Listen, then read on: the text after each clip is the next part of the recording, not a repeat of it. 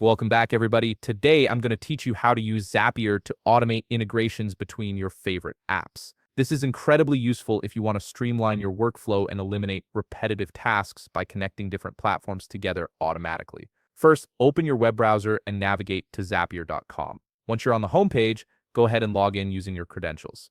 After signing in, you'll be taken to your Zapier dashboard where all the magic happens. Now look for the Zap button and click on it. This is where you'll start building your automation. A Zap is essentially a workflow that connects two or more apps together, allowing them to work seamlessly without manual input. Next, you'll need to set up your trigger. Click on the trigger button to get started. The trigger is the event that kicks off your automation. In the search bar, type in and select New Email by Zapier. This will allow you to use email as the starting point for your workflow. After selecting your trigger app, you'll see a drop-down menu where you can choose a trigger event, pick the one that suits your needs, then click Continue to move forward. At this point, you'll need to provide the email address in the field that appears. This is the address that Zapier will monitor for incoming emails. Once you've entered it, click Continue. Now it's time to set up your action. Click the Action button, which determines what happens after your trigger fires. In the search bar, look for and select another app such as Google Sheets. This is where your data will be sent or where an action will take place based on the email you received from the drop-down menu.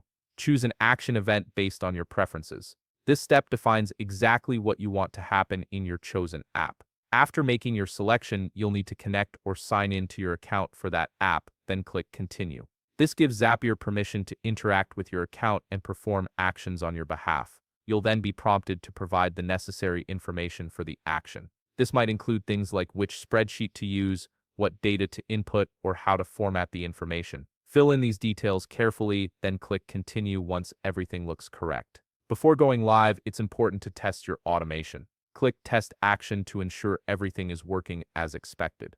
Zapier will run a quick test to verify that data flows properly between your apps. If the test is successful and everything checks out, click Publish Zap to activate your automation. And that's it. Your Zapier integration is now live and ready to automate your workflow. If you found this video helpful, please leave a like, subscribe, and see you in the next video.